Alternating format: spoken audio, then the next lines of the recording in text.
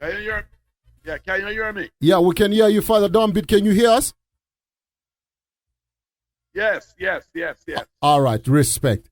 In case you're joining us right now, we've got the big man himself connected live from New York City. We've got Tony Screw, a.k.a. Downbeat. What's good, brother? Yes, man, everything blessed, man. Getting ready right now, New York, for a big dance for Black Scorpio 50th anniversary tomorrow night, Saturday night in Amazuro, Sin? in Queens, New York. Tomorrow, we celebrating Black Scorpio 50th anniversary in the business, and supposed to be a big show tomorrow night with General Trees, Little John, Downbeat the Ruler, Black Scorpio. And we have Brigadier Jerry, and we have Brigadier Jerry, we have Capitan live and direct. Should be a nice show tomorrow night, Saturday night in Amazuro, New York time, tomorrow night, Saturday night. You know, it should be good. I'm getting ready for that, you know, so it should be a nice show, you know, and stuff like that. So everything is blessed. Sin? No, Father Downbeat, respect, and we want to start off by saying thank you very much for this opportunity to reach out to all your fans here in Africa. We are in South Africa, but the whole continent of Africa listens to this radio station, so you are reaching out to a lot of African listeners who love the reggae music and the sound system culture. Yes, man, enough respect, man. As a matter of fact, I will tell all Africans in South Africa right here that if they listen to Downbeat 2 weeks ago on the boardwalk, they would hear I play a song and dedicate it to the African name, Africa is Paradise, mash up the boardwalk 2 weeks ago. You know? Respect. So they should go on YouTube and listen to it, man. I true mash up the whole of the boardwalk last week. No, you know? Respect. So 2 weeks ago, you know, yeah, man. As a matter of fact, the date was September 16th. If they log on to it, they will see Downbeat live there playing that song and dedicate it to the Africans, them, and enough respect to all who love reggae music, and enough respect to you, man. Yeah, man, no respect. So, Father Downbeat, I want us to get into a few things that we want to ask you, because I think there is no better opportunity than this one to ask somebody who has done it for so many years. But to start it off, I just want us to take back the listeners. When did Father Downbeat actually start? When was Downbeat Sound System formed?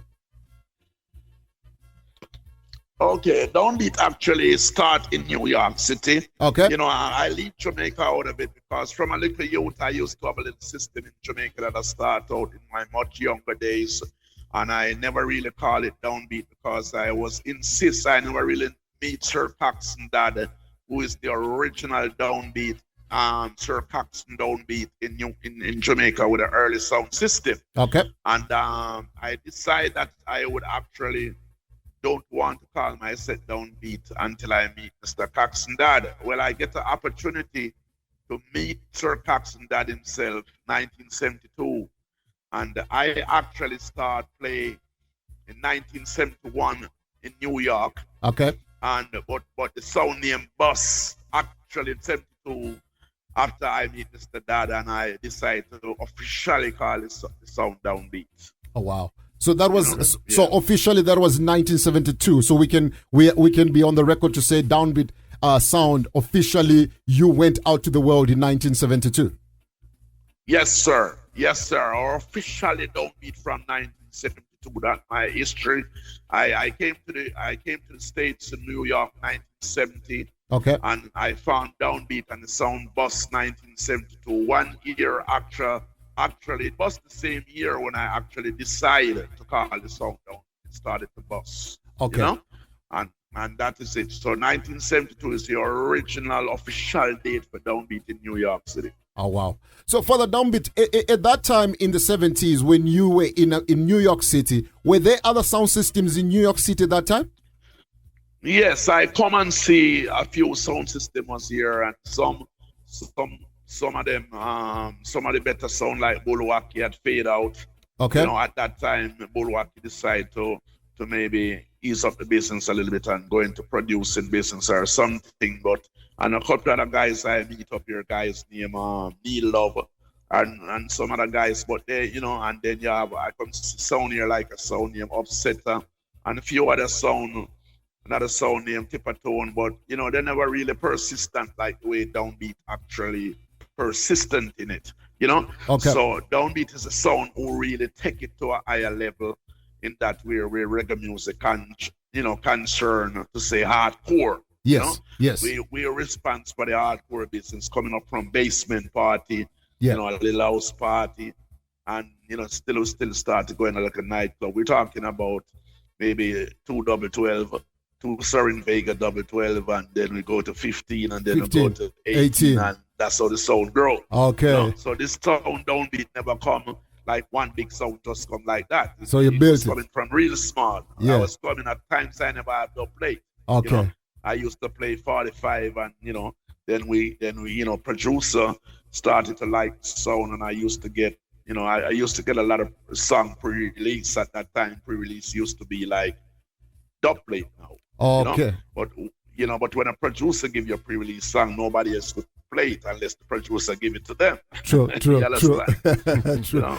So for the Downbeat, what I wanna know, right? So in the 70s at that time, because the story that we obviously have been exposed to over the years is that when the music moved from Jamaica to America, there was not really reggae was not predominant. There was mostly R&B and soul music at that time, and from what we understand, your time in New York City was exactly the same time as DJs from the hip hop side like Kool Herc. Yes, well, I know him after that because okay. I meet him after that, and he was on a program also with me and Sir Cox and that, and I meet him personally. We took a picture together with me and him, Sir Cox and that, okay. which was like a production that Nike was doing some promotion and that, and we get a little promotion and that, but for some reason it never got too far. I expected it to go farther. Okay. But when I came to New York City, I never really know him originally that much, because I was just like a youth that's lying low right in the ghetto here and stay local, and okay. Was just in the regular normal area. Yes. Where I would say started to do all the thing, and we found some little DJ in America that was interested in the business, and we start to use them as younger DJ until we decide to step up the ladder. Okay. And, go, and then we DJ with a lot of DJ pass through Downbeat and Massive Dread. Name them even Rankin Dread from England. Remember that DJ? Yes, Rankin Fred. Yes. Rankin Dread. All of them get an opportunity to talk. You Brown. Just okay. Name them, and they pass through in those time and DJ and Downbeat sound. So that was the good thing about it. But but that's the error that I actually take it from. Which so Downbeat was always a hardcore song coming up playing part 1 and part 2. Okay. Not Tim Bingy. If I don't tell Bingy, no, I used to DJ my set. I used to DJ and play the part 1 and part 2. Oh wow. A lot of people don't know that. so yeah, so I was the original selector for Downbeat sound that played part 1. That's why I still talk on my sound. A lot of people don't know that. Yes. So for Downbeat, for those who are listening, because obviously some of the listeners right now don't understand the concept of part 1 and part 2. We know exactly what you're talking about. Can you just elaborate for the listeners what it actually means? Yes. Part 1 and part 2. Part 1 used to be the vocal. Yes. The vocal of the song. Uh-huh. And part 2 of the song used to be not even the version. So even if it's a rubber dub, it's the version of the song. And this is actually when versions start to come in place, because at one time, in the early days, you wouldn't find a version on the next song. So if you have a vocal song, yes, you'd have to try and get a dub plate rhythm. Wow. Where you have to go buy it from the producer. Yeah. To play the rhythm for that song. But after it became popular and so on, then, because if you remember, in the older song, then they never have no part 2. They only have a part 1, like A and B side. True. And sometimes the B side was good. I would say sometimes the B side might be better than the A side. Yeah. Or sometimes the B side might not so good. So enough people will just play the A side. But when version come in place now, where I don't know the reason why version come in place. I would say dub plate make version come in place because people was playing dub plate of the vocal song, and then the producer them decide that they're going to put a version on the next side of the 45, which also helped the 45 to sell more. Yes. Because everybody sometimes want to play, because back in the days in Jamaica, it was so much sound system unbelievable. You know, and everybody wanted to learn, you know, we're coming from Port Matruki, you're coming from Lord Comic. As I know, I get the opportunity to hear those guys as a little youth, King Stitch, you know, and coming up. And these guys make version because they always DJ and the version. Okay. You understand? So version, part 1 and part 2 is the vocal. Yeah. Version is usually part 2, which usually version usually the straight rhythm. And then some selector, I would say, I give you part 3, which is the rubber dub cut of the version. All right. A lot of learning, yes. Yeah, so of course. Yeah. You know? So at that time, obviously, from what you're telling us, at that time, doublets, you actually were having moving doublets, so to speak. In other words, you had artists who would sort of like frequent on the sound system, and then you would give these artists some versions. Who are some of the artists that used to frequent downbeat sound in that era? Okay. All right. Okay, let me. Okay, in that area, I'm not even going to mention about the artists that don't really have no name. Okay. Because the reason why I say that, it was younger artists before we started to move international. The first 2 international DJ ever come on downbeat sound officially in New York City is Michigan and Smiley, legally international DJ then, and it was history. Michigan and Smiley. And then we work with Massive Dread. Yeah. We work with it. We work with U Brown and Brigadier. Wicked Dance. Yes, Brigadier Jerry. And we work with Lieutenant Stitch. We work with Papa San. Wow. Professor Nuts. And it stepped out. We work with Capitan at that time. No. We work with DJ like Peter Metro, Johnny Ringo, Pupatayan, Louis Lepke. Oh my God, Lorenza was my friend up until today. Rankin Joe, every DJ that came popular in those times work on downbeat sound live, and a lot of them sing live to Tristan Palmer. In Beenie Man, back in the days, Beenie Man DJ and downbeat sound, and it's like a history for downbeat. Downbeat, not to show off, because I really like to show on the music. But downbeat is the real hardcore official rubber dub foundation sound of America or New York. Wow. Yeah. So Father Tony. So then, if you look at that era, then you can simply say and sum it up and say, if it wasn't because of sound system at that time, some artists wouldn't have been known to the world. Correct? Oh my God, good question. What you say a while ago, I agree with you 100%. Because let me tell you something. These artists them today is very lucky. Because back in the days, artists have to bust on a sound system first. You understand? Because let me give you an example of that. Okay. The example of that, when you go to Jalop, you know you're going to hear Brigadier. You understand? Yeah. When you go to Metro Meter, you know you're going to hear Peter Metro. You know what I'm saying? Yeah. And you have Studio 54 and those sound. Virgo, you're going to hear Lauren Jar, maybe Carlton Livingston singing live. So most of those artists are when you go to General Trees, you know it's Black Scorpio with Sassafras and all of DJ. When you go to Stereograph, or even before Stereograph, a sound in Ray Symbolic, which was the first sound ever to go in the UK with Rankin Joe, travel international. So, you know, those sound was represented by the DJ. But now, DJ just come and they could build a lyrics in their kitchen and they bust. Wow. You know? So it's completely different. You know? At those times, these DJ, the older DJ, them go to a hard times because they make them name Rankin, Trevor, Nicodemus, and all of those DJ was on sound system. So big up to all the people who know say sound sound system is the real culture Yeah. and a deep culture of reggae music. Wow.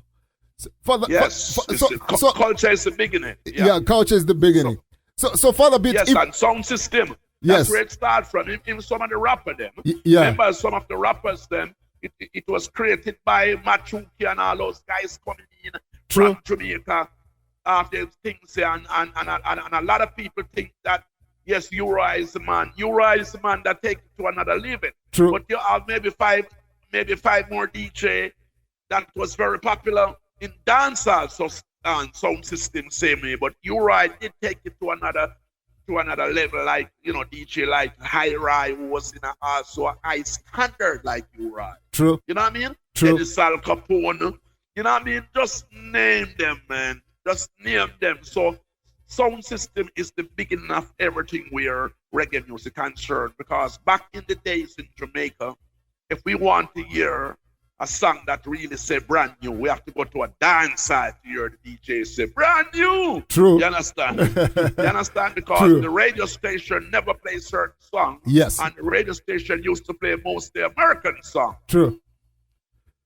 So big up the sound system crew. Yeah, man. So then sound system crew is the real thing, and I thank you guys for people like you that really can spread it to the South African people and all over the world, and True. make them know and understand, who never understand certain things where reggae music is coming from and what is the beginning of reggae music. And I want to get to another point. Okay. I want to get to another point that people maybe don't understand. There was a thing named Mento, right? And yeah.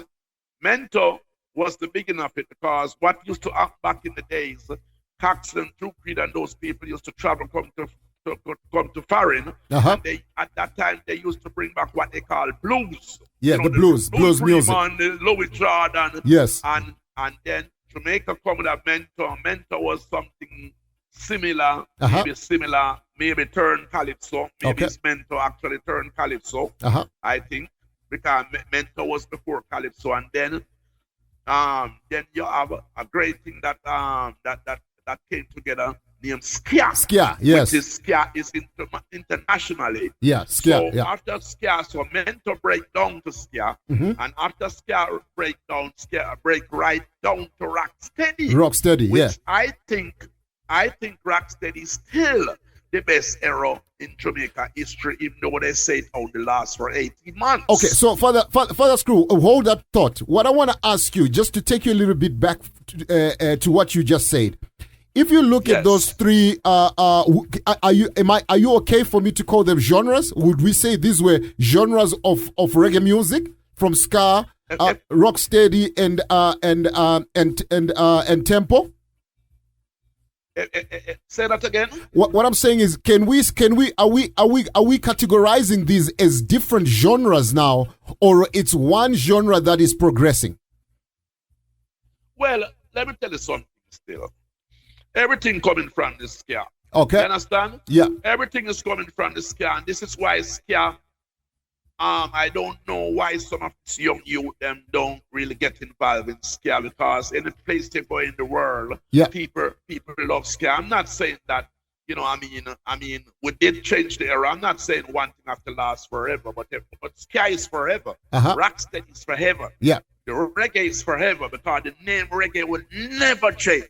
True. You understand? True. And the fact about the whole thing, after ska, musician create, I don't know which musician actually, but they come together and they create a thing named ska, which mash up the whole of Jamaica. And when I use the term say mash up, I don't like to use that word. It's not really mash up, I mean nice it up.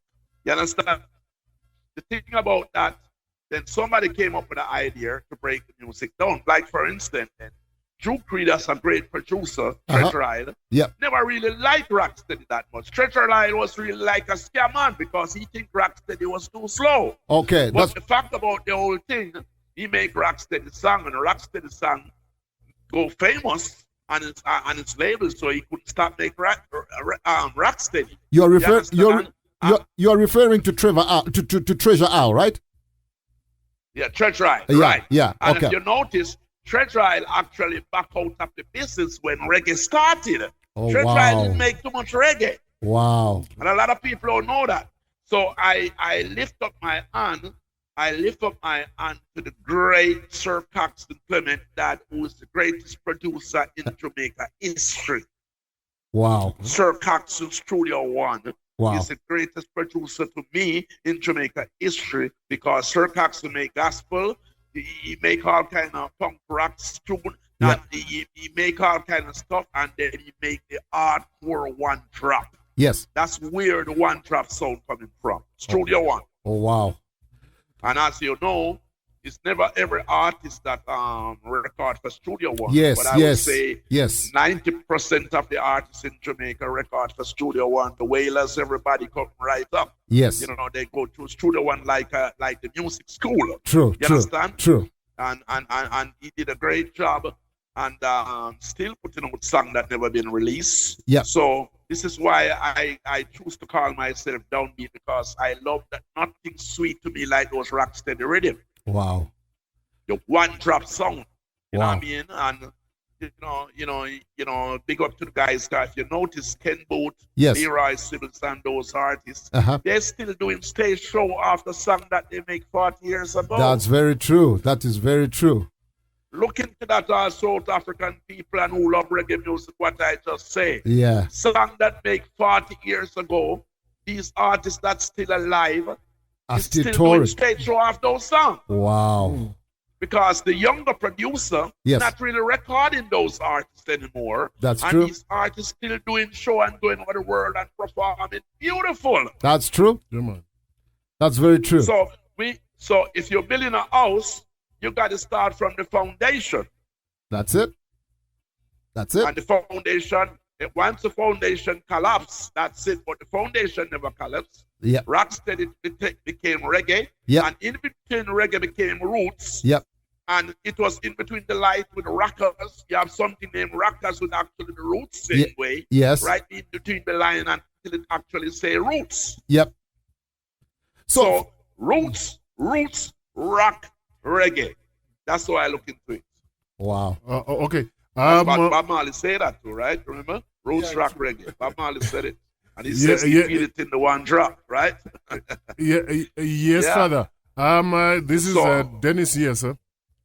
Yeah? Yes, man. So yeah, man. It's always a blessing for me to share a little bit with people. Yeah, man. That I could share the real truth. I only talk that I know, and I only talk that I see.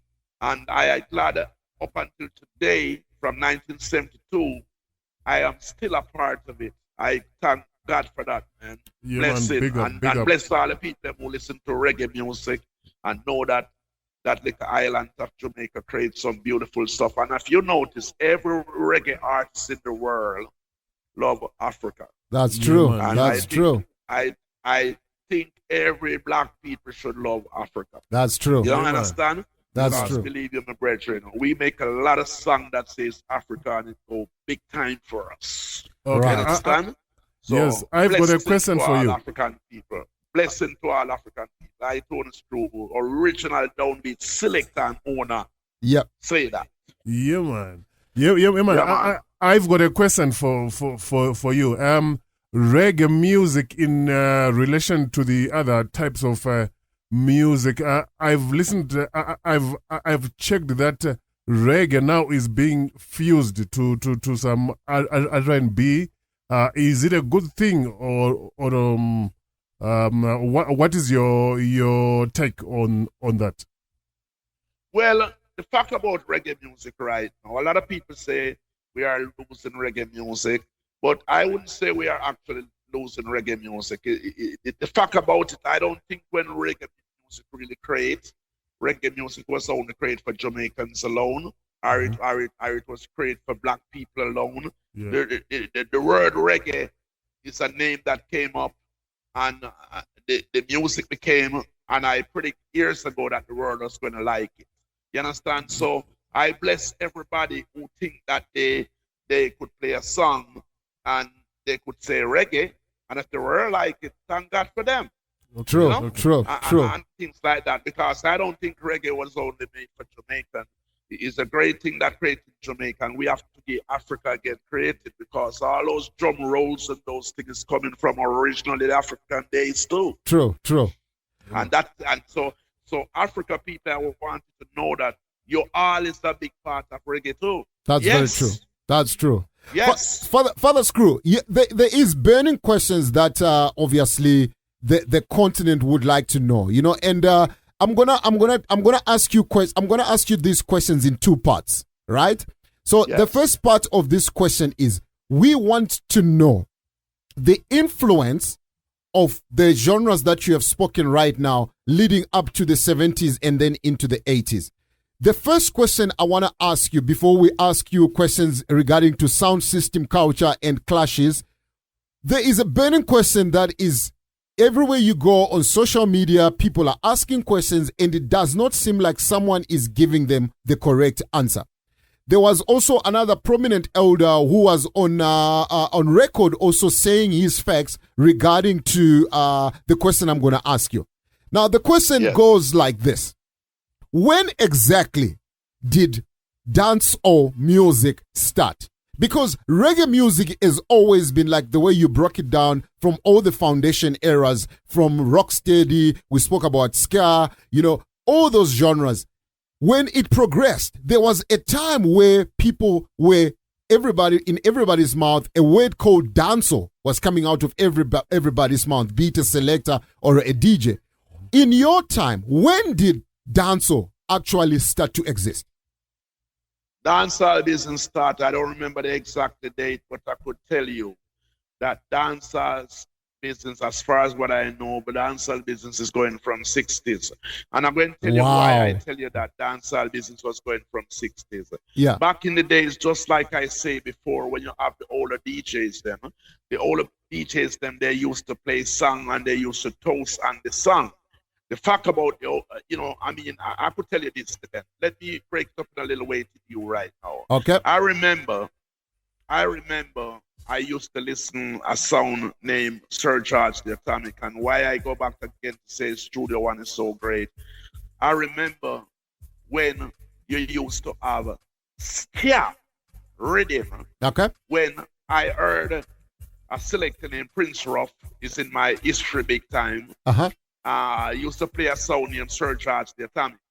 And there was another sound named another sound named Sons of Junior Sebastian, and they playing like less than a mile on the same street of each other. Now, one dancehall was a popular dancehall, and the other dancehall was, because of political affair, one dancehall, every dance you keep there, it would run. And the next dancehall, for some reason, every dance you keep there would flop. If it's not certain people keeping that dance. And one night you have a sound like Sons of Junior Sebastian was playing up the top of this famous dancer, was carrying the swing at the time. And this guy named Sir George come down, and people was walking up and down in the street, because back in the days in Jamaica, when people come at dancehall used to start 8 o'clock in the night, right? And the sound used to come a little bit early, and they used to play like an early set of tune, and then they would tell you that that's all for free. And if 100 people or 50 people in the dance, they stop the music, and all those people have to come out the dance, and they actually have to pay again when they start the dance, and they use their sign-on. Wow. Record. You know what I mean by a sign-on record? Wow. Everybody used to have their sign-on record. Yes. You understand? Now, when they play that sign-on record, when the crowd come to a dance, nobody just never used to come and just pay right away. Everybody used to come and they stand up outside until either the big DJ come, to the main DJ that come, that they come to DJ the sound. Okay. And so it's either the main DJ or it's going to be one big tune that DJ going to play. Okay. That if it's 200 people outside, going to bring in 160 people instantly. Wow. So I remember the night this guy played Bob Marley's song. The Wailers, I should say. That time it was the Wailers. Yes. And he played a Wailers song named Jailhouse. Yes. Jailhouse get empty. Yeah. Rudy get taller. You understand? Yeah. And Ry Richard, which was a singer and blow the mouth organ and snows. And Ry Richard, he played a mouth organ version, where you play the mouth organ version. That's part 2. Uh-huh. And the selector said, I'm going to play you Counteraction 3. Now, Counteraction 3, it will be a rhythm that probably only play by him, which is just a rhythm without no mouth organ or vocal in it. Okay.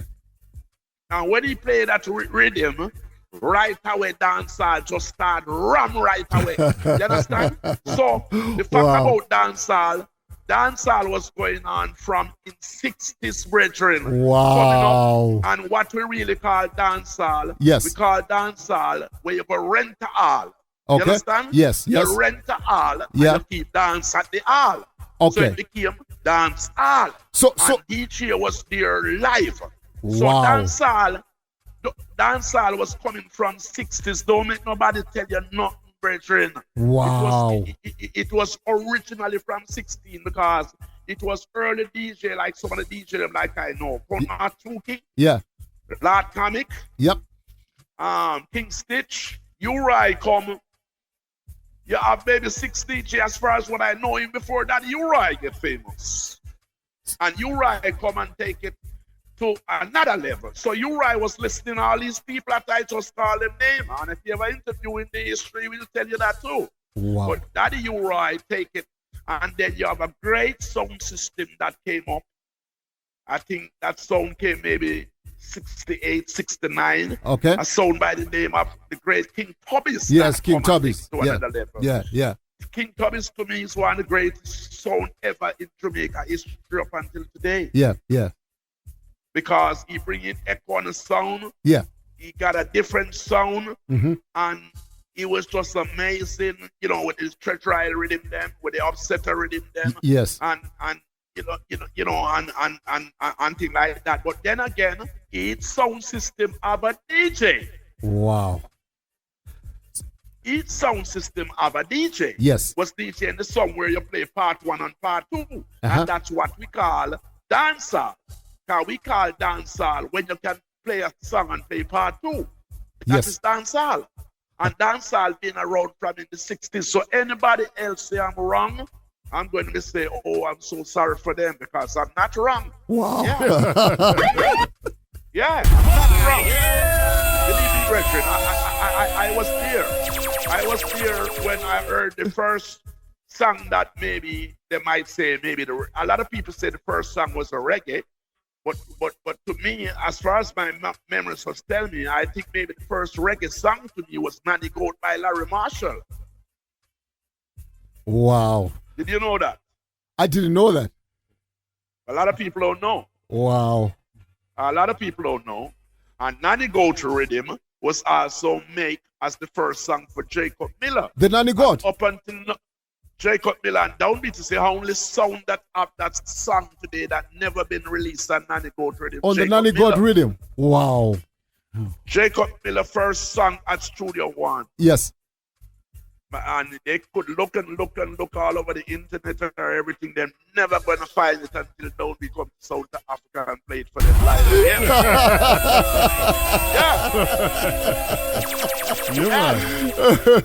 But Father Downbeat, you have just opened a can of worms here, all right?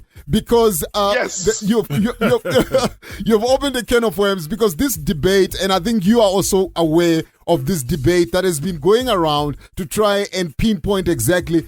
And the era that so if it was in the 70s, basically, if we look at all these artists who were not affiliated to any labels, because I don't think there were any reggae labels at that time, and like what you said, you will have selectors that time were celebrities because every DJ would wait for this famous selector to come and he puts his record on with this rhythm that he is the only one playing so that they can just go and ride on that rhythm, correct? That's right. That's right. And I'm going to tell you another history again while we're in this subject. Uh-huh. And I want all African people and anybody over the world should know this. Yep. Another step about dancehall again. you have to give the late Lincoln Sugar Minott, because Sugar Minott was the first artist that I'll actually sing about dancehall. Wow. Did you know that? I didn't even know that. Get them in a dancehall style. I know that song. Dancehall fan. Yes, I know the song, but I didn't know he was the first one to sing about dancehall. First artist, I would like to see somebody come up. You know who made the first dub plate special in the history? No. Probably back about 1962, 63. Yeah? An artist named Owen Gray.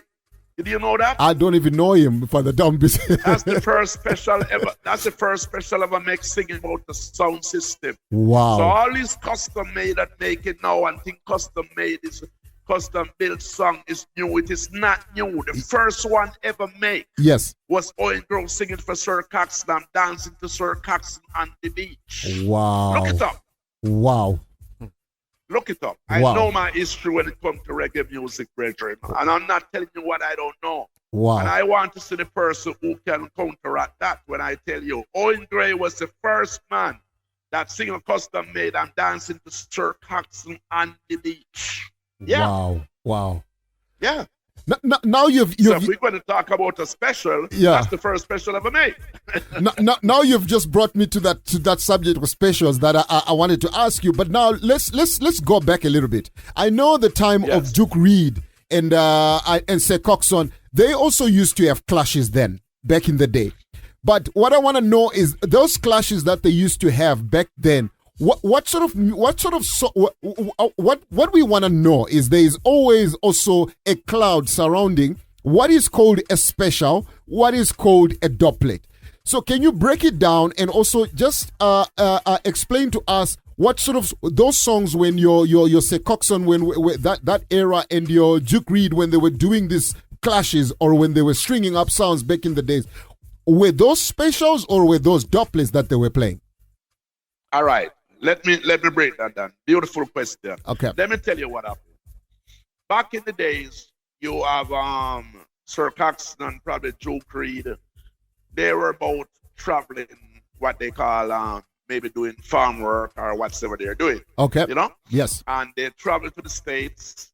And when they travel to the States, you know, each person gets certain song, whether it's blues, and he played for the first time in Jamaica where maybe 3/4 of the dancehall hearing that song for the first time.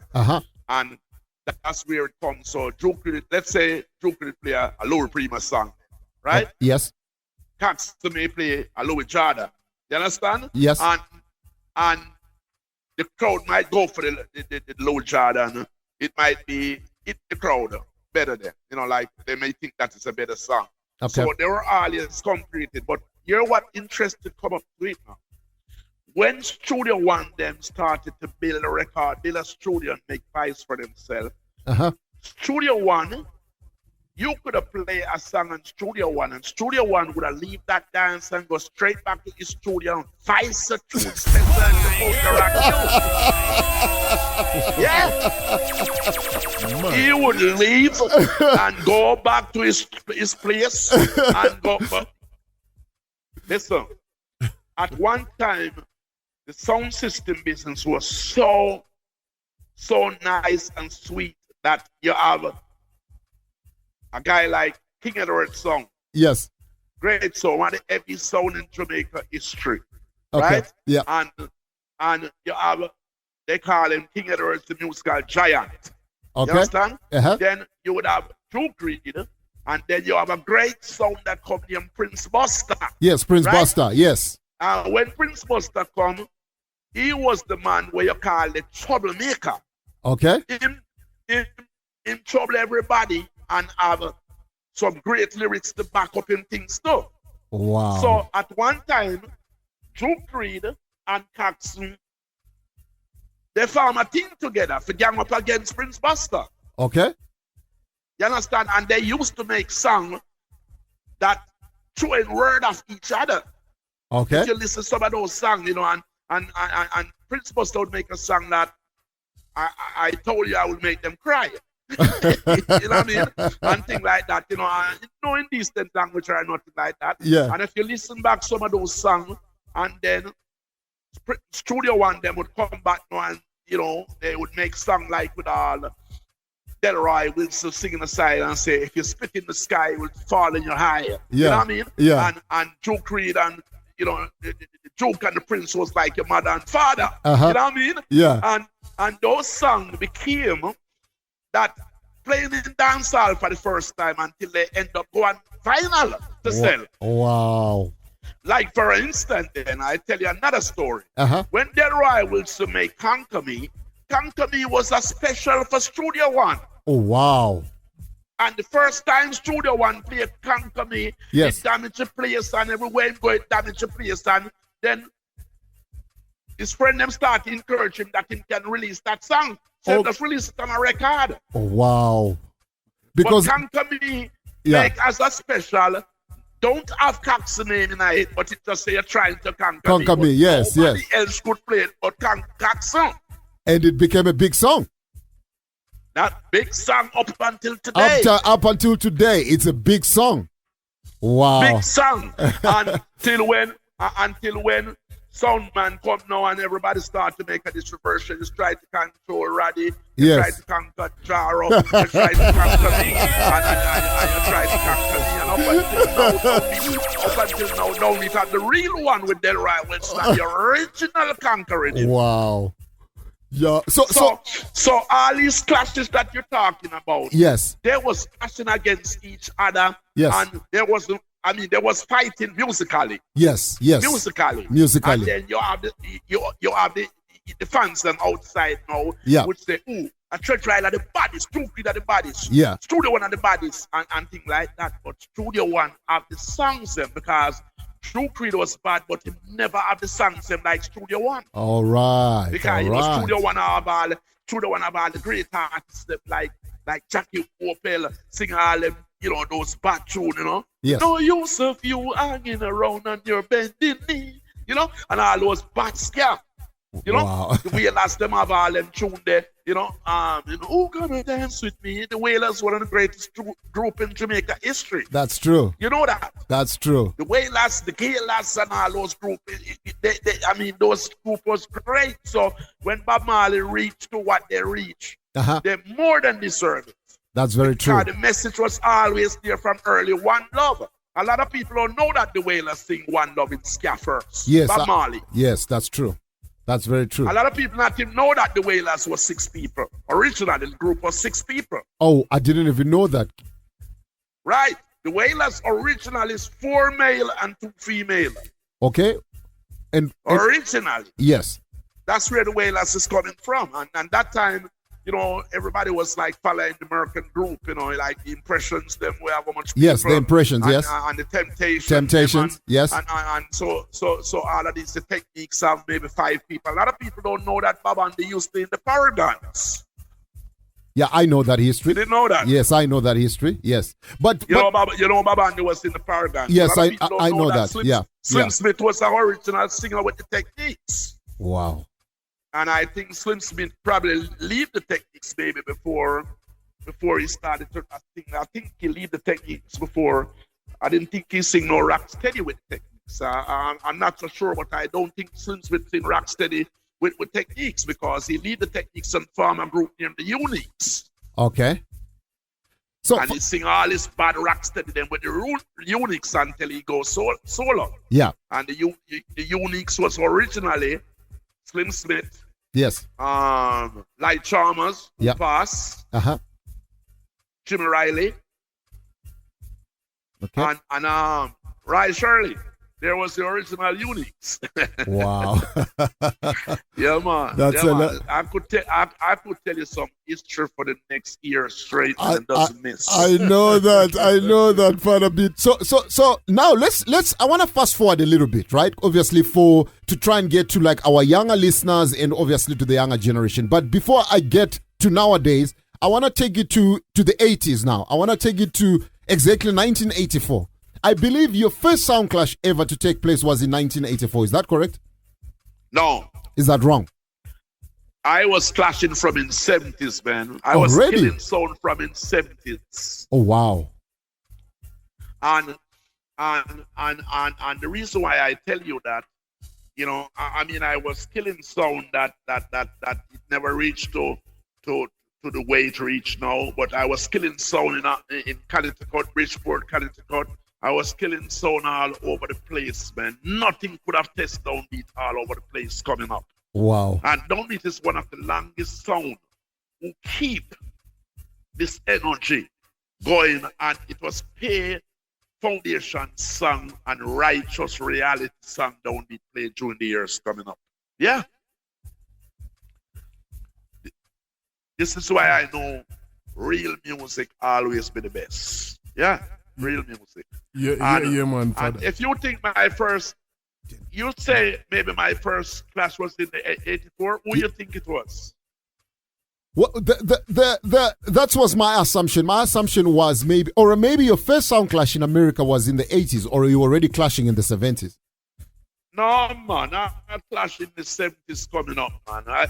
I clash in the 70s. I'm going to tell you something, man. Yeah. I play a sound one night about 1976 or 77, and I'm going to tell you this. I play Low Ranger song Love Bump. Yes. Low Ranger. Yeah. I play Low Ranger Love Bump for maybe 1 year before it release. And dubplate. Yeah. Listen to me carefully. Father Screw. At that time, Father Screw, just hold that thought. We want to run a commercial. We just want to run a commercial right now. Stay on the line. Don't move. We just want to run a commercial whilst you're on the phone, and then we'll come back for you to answer that question. In case you're listening right now, we got Father Screw, who's on the phone right now, all the way in New York City. You're going to see you in the back after this commercial. Tell a friend we're there. A thing called. Yeah, man. Listen.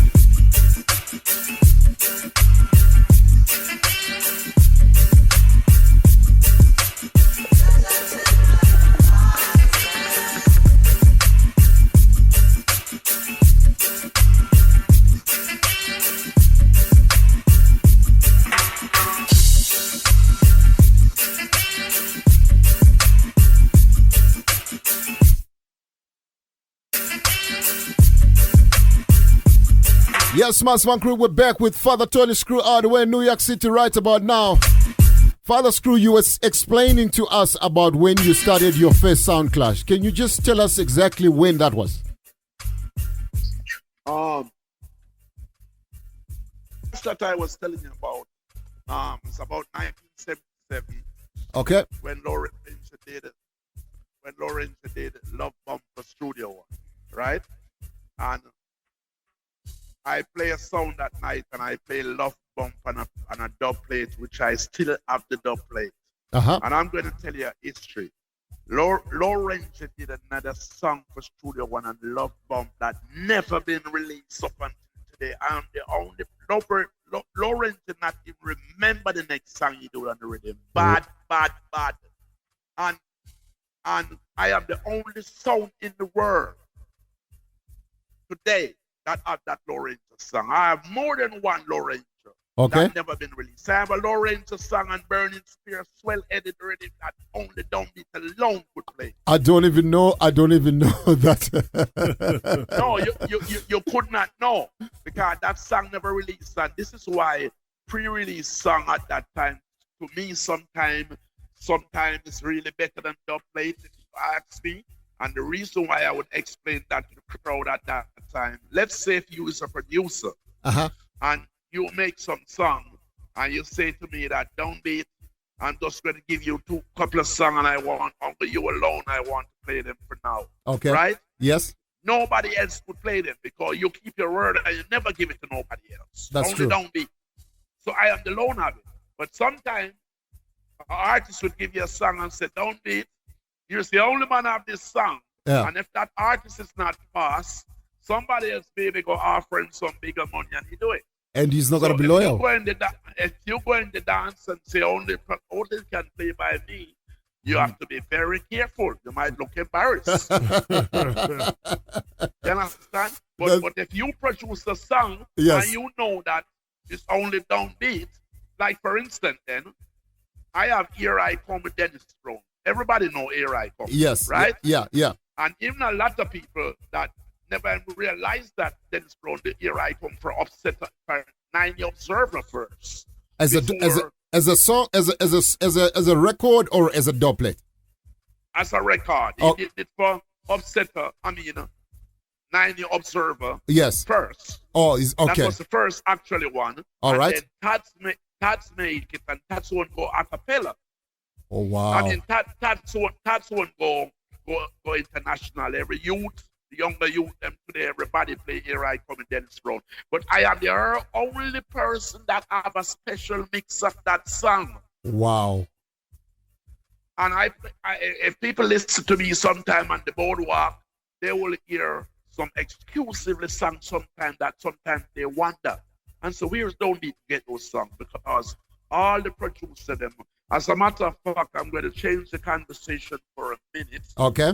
And big up one of the great producers from Jamaica, Mr. Jojo, the owner of Channel One that died about 4 days ago. Okay. And yes, and I have to respect Channel One studio who makes so much popular song and so much hit song come out of that studio from different producer. That's very true. And I know Jojo because he came to my house and we talked him on Jeremy and Penthouse. And these people, I don't know why I didn't turn a producer, but these people see a lot of love in me. And as a matter of fact, Jojo was very friendly with me because Jojo's favorite DJ at that time was Brigadier Jerry. Okay. And he know that Brigadier was my good friend, and he want me to convince Brigadier to do some song for Channel One, which Brigadier did do it. Okay. But Jojo responds me very highly, very, very highly. So I want to show my condolence to the family for Mr. Jojo.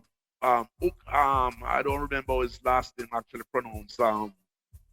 Hoop King or something like that. I think it's Hook and with a Kin.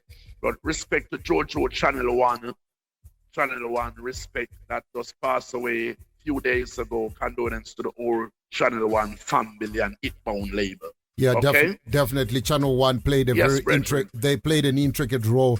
A lot of the Channel One music, they still stand the test of time up to this day.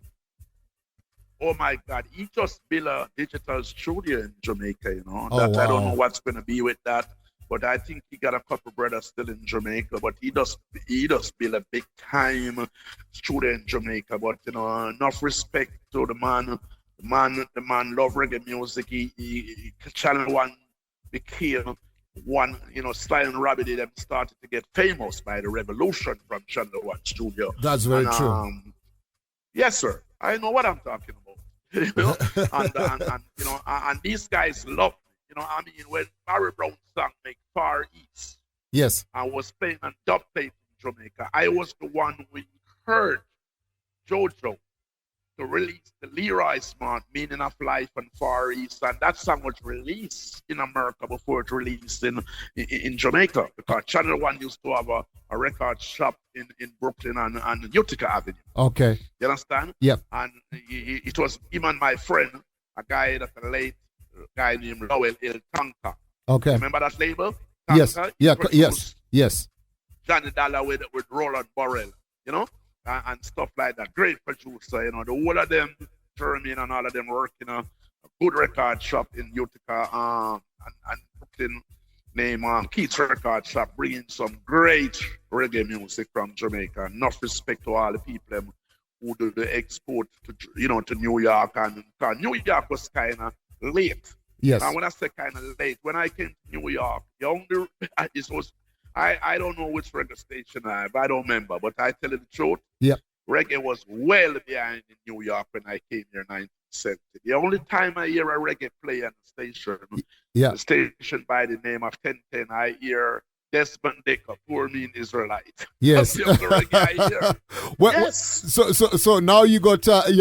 That's why you always have this argument that the massive in England always claim to say they had reggae in England before everybody else in New York. So that's where the New York and the UK massive.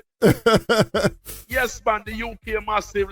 I lift up my hand to all of them. This is why when Downbeat go to play in the UK, true, they honor Downbeat. So because listen, brethren, yeah, I don't have to brag about nothing. Yeah, I don't want to do interview too much, but when I'm in the mood, I like to tell people the truth and talk what I know. That's true. Those English people, brethren, because I'm going to tell you something about that very quick.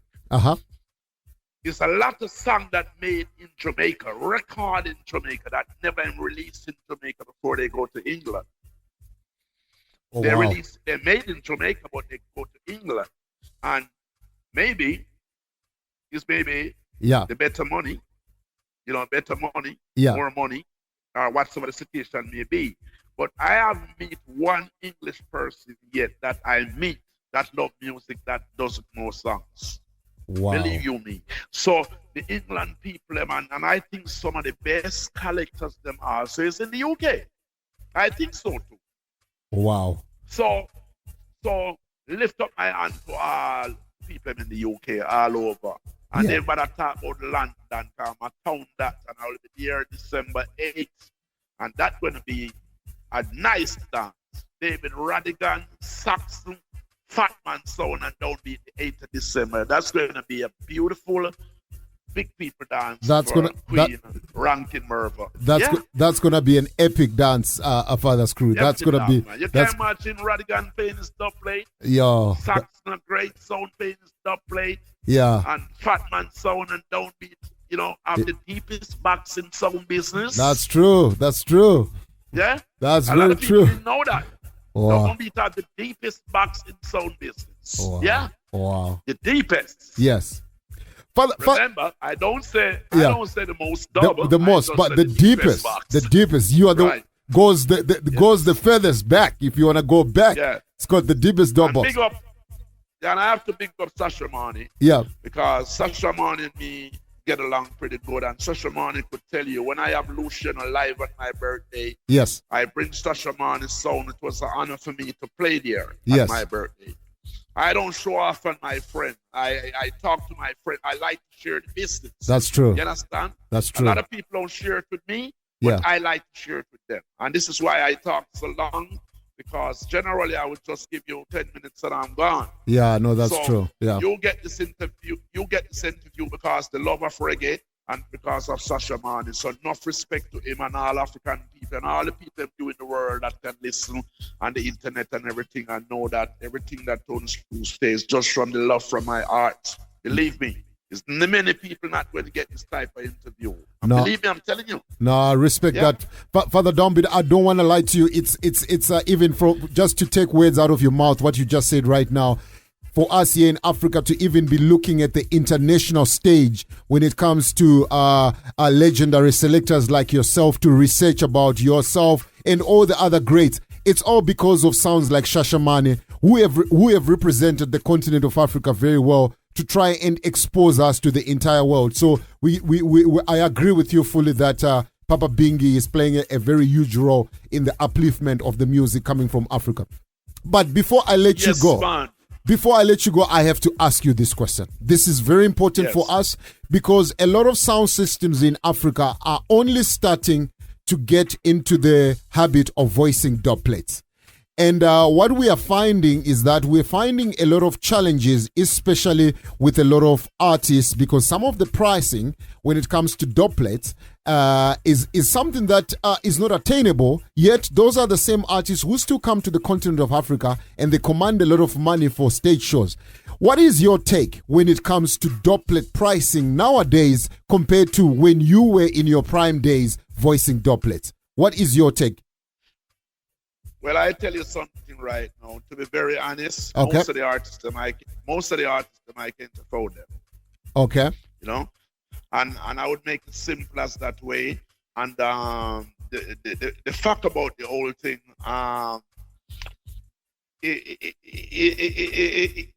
this is something that I don't want to say it and the artists them feel away, or I don't want to say it and the sound man them feel away, because really and truly, there are some sound men who maybe can afford it to pay what they want. Yes. And there are some sound men who can really afford it. Yes. So the bottom line of it coming down, maybe the artist might feel like if you can't afford it, leave it alone.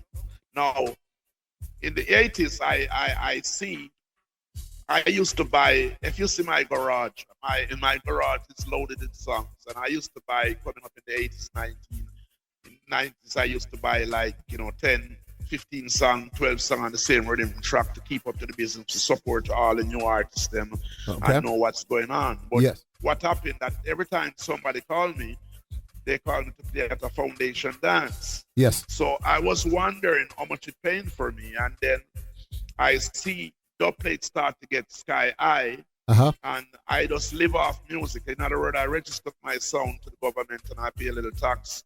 Yes. But Downbeat, it wasn't a sound that I actually stopped doing 9 to 5, and I was living just to play music then.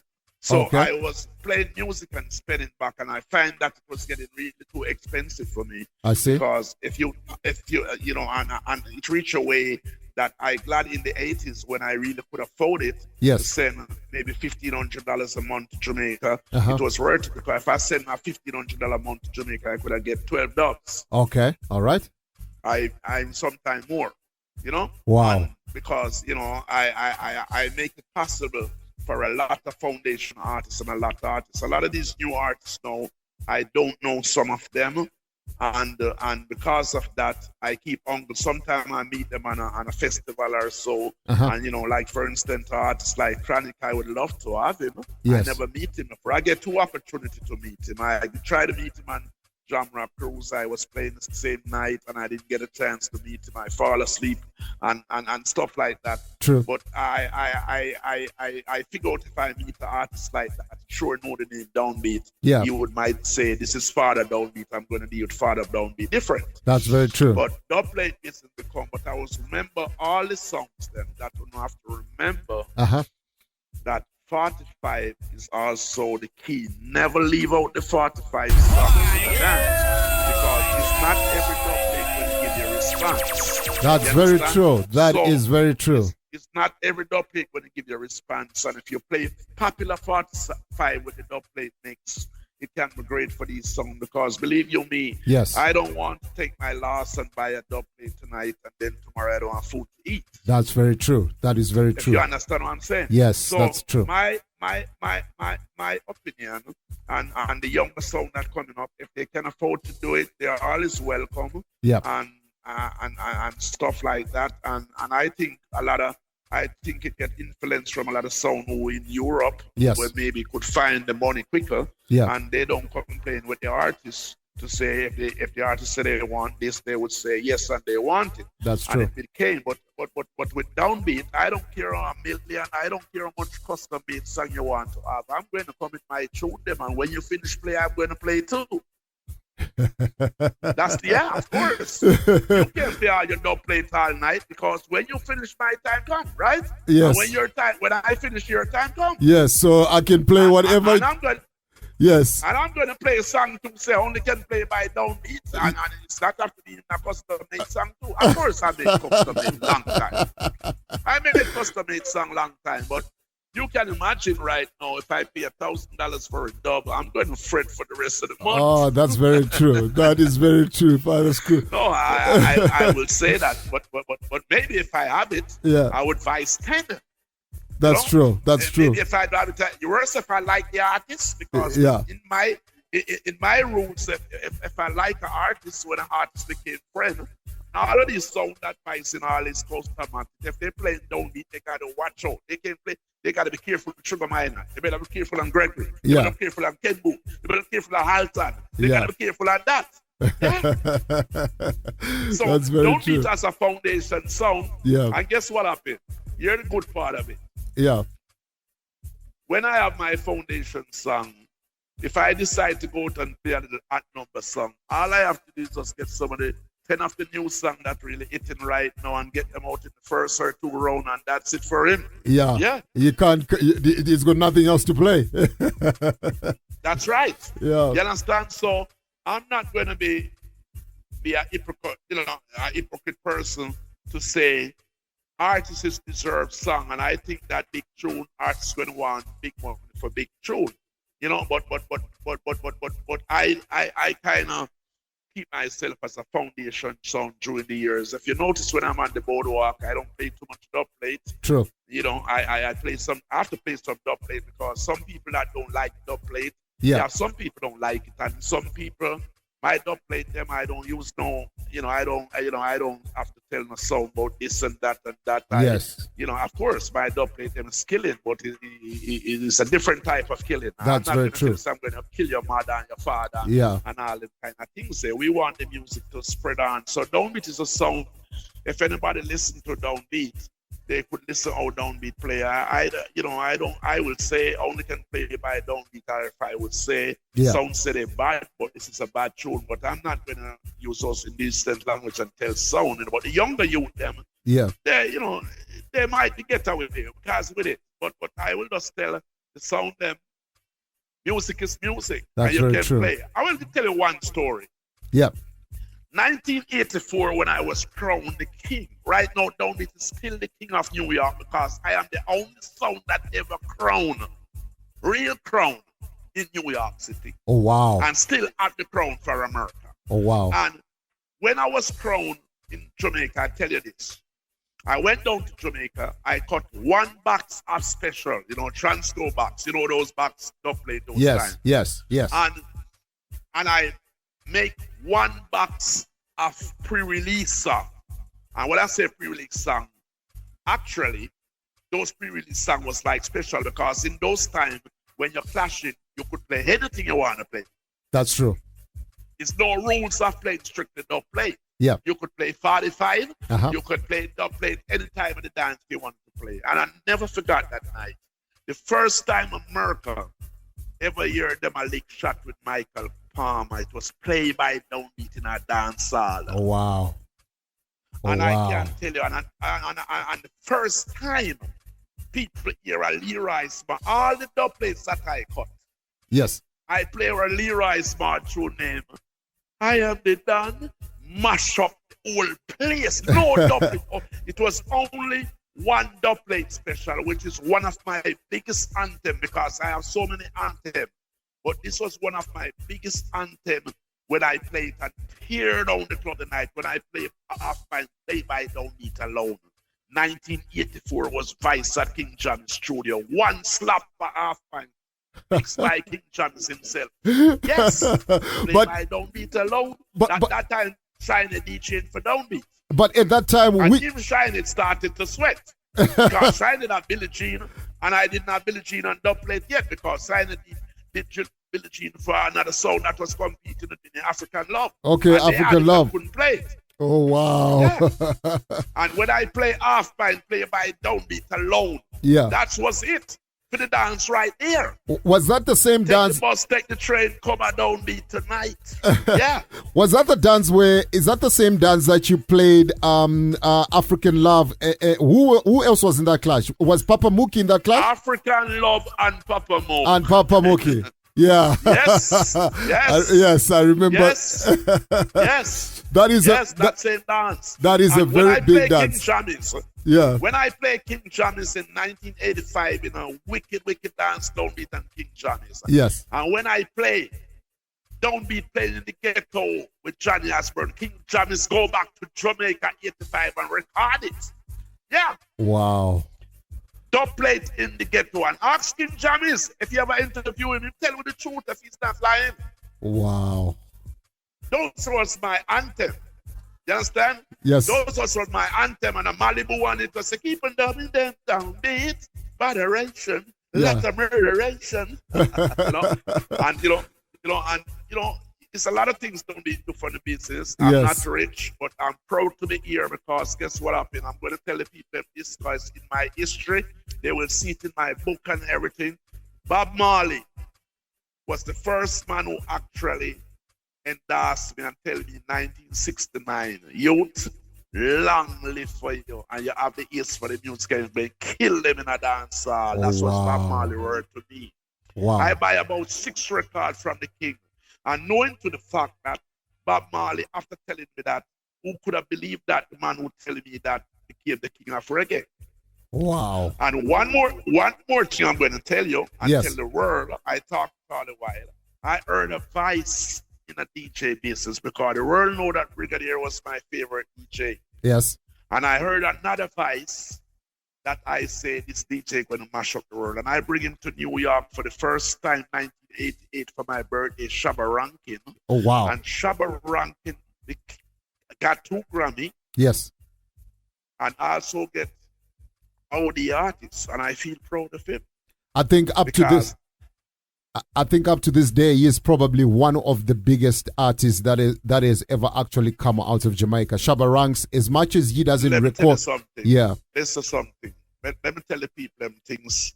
A lot of people don't know the history about Downbeat because a lot of people not going to say it, and it's you know, some of them know the history, but they won't say it. For now, I get the opportunity, I can say it a little bit. True. You know, let me tell you something. Even Bitty McLean in the UK, I bust Bitty McLean in dancehall. Bitty McLean, big artist. Right now, I play the most Bitty McLean dub whosoever have him. But Downbeat the ruler, bust him in dancehall.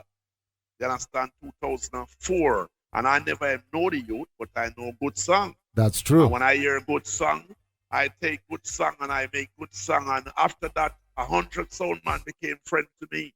But Bitty's not a guy that no money can buy him out on dub plate. And I tried, and you know, I couldn't convince him. You know, he not even talk to me no more. I'm telling you, I haven't talked to Bitty for 6 years now. Wow. Yeah. You don't want to hear nothing about dub plate as far as what I know. Wow. But I still give thanks that I have some. I got the most with him. I wouldn't tell the world how much I have. Yeah. But I, you know, I have some Bitty McLean, not just one. And he did it all because of respect. Because Bitty, I never know. He told me that he used to love my sound. Yes. So all I always tell the selectors them, play good music and people. I bust Glenn Washington. I bring Glenn Washington to Studio One. Wow. I bust Shinehead. Wow. And many, many more. As a sound that living in foreign, I share the music and I have a good feels for the music. I love to talk about the music. That's why I'm on this interview so long. Because I want people to hear and people to learn. The younger youths, them that in the business, I want them to know. So whenever if they get a chance to hear Downbeat, I always going to give you a history. I'm not going to tell you about the gun. I'm not going to tell you about this, but I will tell you the first time I hear a certain tune in a dance, the reaction, and I will tell you everything about reggae music. Profound. And I know a little of my soul music too, because sometimes when I'm in a good mood and I play a certain song, I will tell you who sing the song original too. That's my time. That's very profound. You know? And you know, I'm getting ready. 4 days from now, or next Wednesday, I'll be in Japan. Okay. You understand? And okay.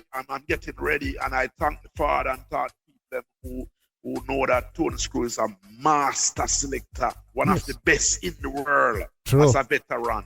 True. One of the best. I could have said the best, you know. Yeah. But I don't want to be really a self-praise than that, so I say one of the best because I don't see who better than me right now. No.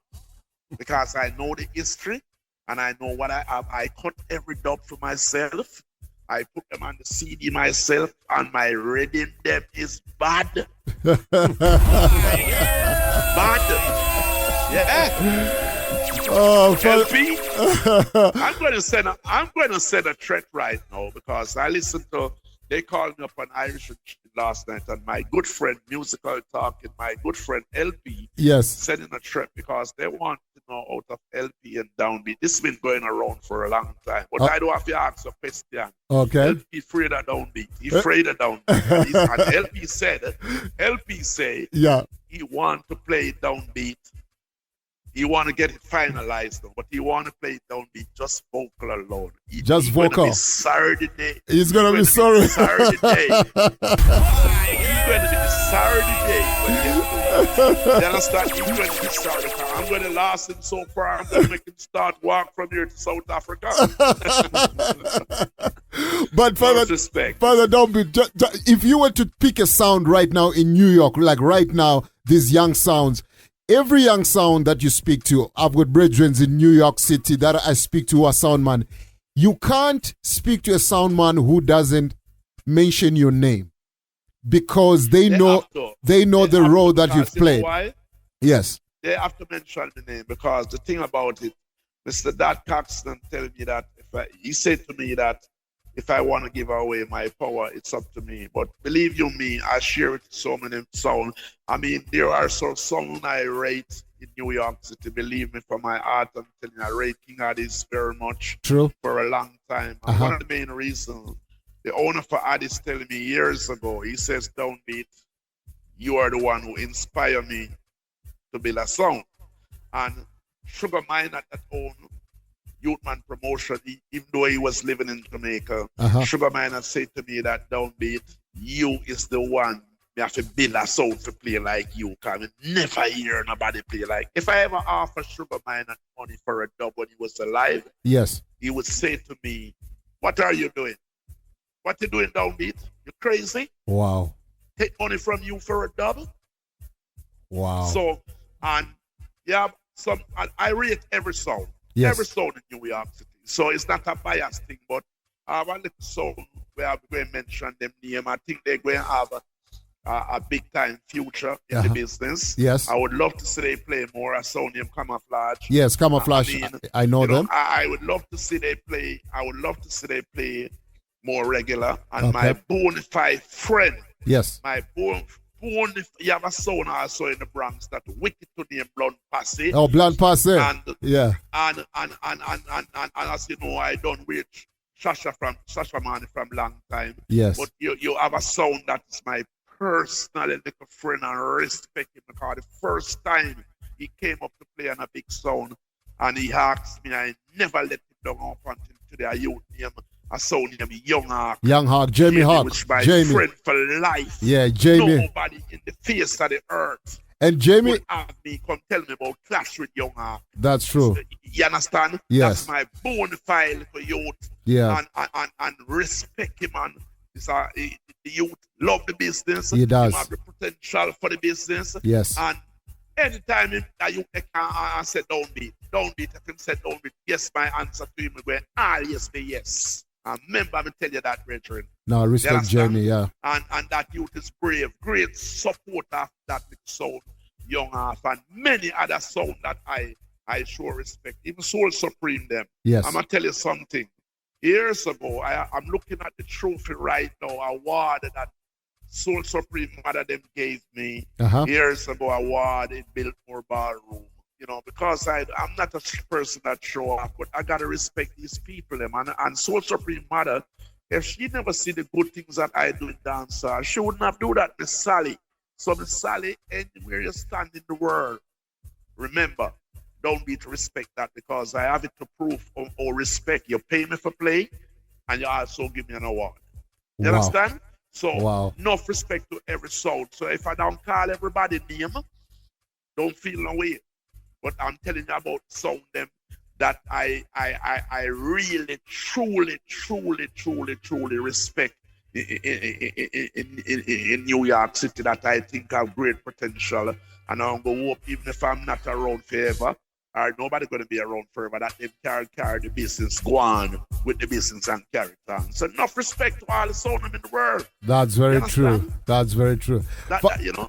Yeah. Father Downbeat, we could go on and on with this interview, but I know for a fact that this has been a moment for the African continent that I think should be lauded. You should be given the praise that you deserve, and we want you to continue doing what you're doing, because we are drawing a lot of energy from elders like yourself, and we are always going to make sure. We actually hope that we have promoters listening right now, that one day we might find ourselves saying that Downbeat is going to be stringing up in Johannesburg, South Africa. Well, yes, let me tell you something, Bridget. When this interview started a while ago, I was folding up some clothes and I put it aside. You understand? Okay. And what I did right now, I did it from my heart. And Sasha Mani know that, he know that tone is true. When I say I'm going to do something, I do it, and I'm happy I do it. And when you use the word, I say Africa, remember I tell you, tone is true. Never try to fraud that word. You understand? True. So it's an honor for me to really, to the continent of all the people all over the Africa who support reggae music. I honor all them, and all the young youth them, and having sound. And some of you them even don't maybe understand my little patois or certain thing. One day they will. Believe me, they do. I know you. They will. So they respect to them. And once they play reggae music, yes, believe me, they will, brethren, and give thanks to them and keep doing it, because to me, I'm going to tell you something right now. Reggae music is the greatest music in the world. That's that very gift, true. I'm telling you, I don't know, it's the greatest music in the world. You don't have to speak English or patois to play reggae, brethren. No, that's true. Reggae That's true. music, I remember when I was early in New York, and American people, I remember this clearly. They used to like two things. Two things they used to like about Jamaica, I remember. They used to like the dreadlocks, they used to like that long dreadlocks. And they used to say, I don't know what they're saying, but it sounds good. And look where reggae music come to. It's a globe. I was a big part of dancehall in America. That's true. Yeah. Because I was the man who started saying rubber dub and strictly rubber dub. When you come out of those basements sometime and go outside and the bright light hit you. In those days, you go to a dance in the basement early and you come out, sunshine would blind you. You know? When you come outside, you have to put your hand over your eyes. You know? And because you was in the darkness down there and everything and coming down. And believe you me, and I thank all the people who listen to Downbeat through the ears and know it's a great sound who still managed to going around and play the reggae music. And believe you me, I remember every dance that I played. You just play one tune and see if I don't tell you where that dance was. Just to show you say a bad sound.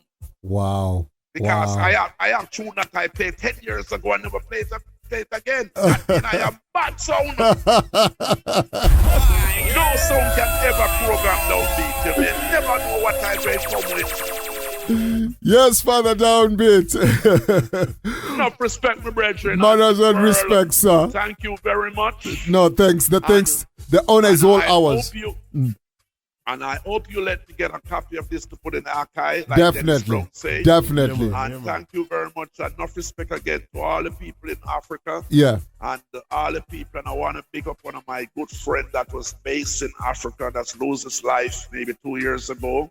The great Honorable Frankie Paul. Yeah, Frankie Paul. Frankie Dancehall Paul. My good brethren, one of the best dancehall voices in the history of Jamaica. That's true. That's true. Gone. Wow. And you don't know one of the greatest singers out of Jamaica, the history, gone, which is the great Prince of Reggae, Dennis Brown. Dennis Brown, yes. And my favorite singer in the world, the great Alton Ellis. Alton Ellis. Okay? Alton Ellis. Alton Ellis. There's no song today that the business could ever play Alton Ellis like Downbeat. There are none. None. Thank you very much. I leave you with that, my brethren. Thank you, Father Downbeat. Respect to my Japanese people. Yeah. I'm going to send a request to my Japanese people. Big up romantic in Japan. Big up girlfriend in Japan. True. Shia soon in a week time with the blessing of the Father. Yeah. And Anna.